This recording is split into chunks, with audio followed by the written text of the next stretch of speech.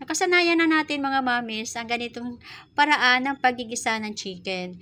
Gigisa ang sibuyas, bawang, luya, at ilalagay natin yung chicken, tatakpan ng kaunting oras at lalagyan ng kaunting tubig at pakukuluan. Pero this time mga mamis, kakaibang paraan ng paggigisa ng chicken ay i-share ko sa inyo.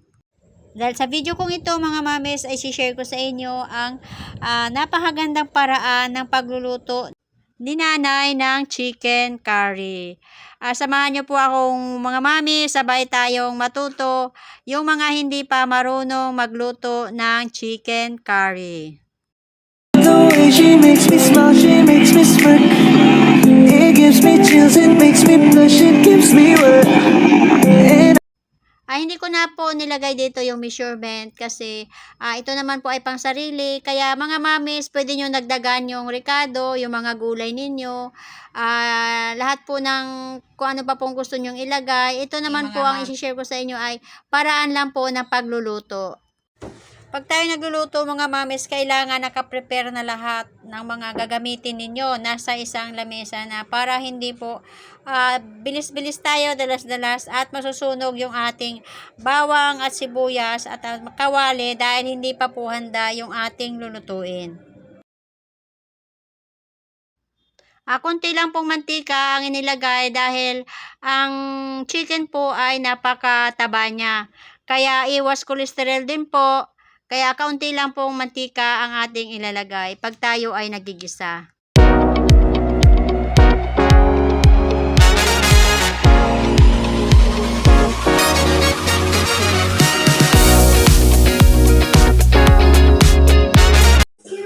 Tinanggal muna ni nanay yung bawang sa kawali.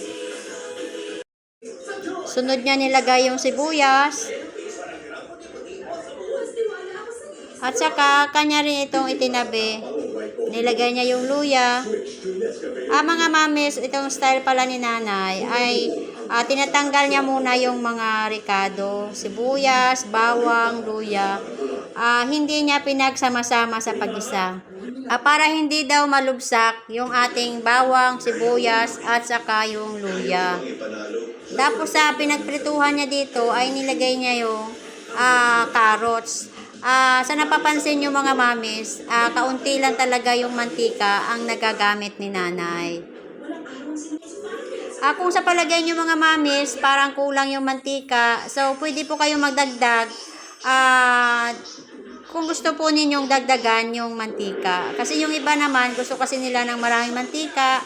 Pero advice ko lang po ay talagang kailangan kaunti lang lagi ang gagamitin nating mantika para iwas cholesterol. At ang purpose naman mga mamis, kaya ginigisa natin yung carrots at saka sibuyas. Kasabi daw ni nanay ay para daw malinamnam. Sunod nilagay niya na yung chicken. Pero mga mamis ay hindi po siya dito naglagay ng tubig. Kundi ang sariling tubig na rin ng chicken. Pag kayo ay nagluto mga mamis, try nyo pong wag lagyan ng tubig at ma-observe ninyo na talagang nagtutubig na ng sarili yung chicken. At nang kumulo na mga mamis ay nilagay niya na yung sibuyas, bawang, yung kaninang pinirito ay ilalagay na lahat dito, ihalo sa chicken. Parang maganda nga ang ganito mga mamis kasi yung bawang at saka sibuyas ay hindi po siya masyadong malambot at talagang malalasahan mo yung bango nung niluluto mo. Ang mga mamis, ang nilagay ni nanay na gata dito ay yung binibili lamang kasi nasa Maynila, walang sariwang niyog at isa pa walang kayuran dito sa Maynila. Sa inyo rin po kano kadaming ilagay yung chicken curry. Ganon din sa paminta, bahala na po kayo kung ano kadami ang inyong ilalagay.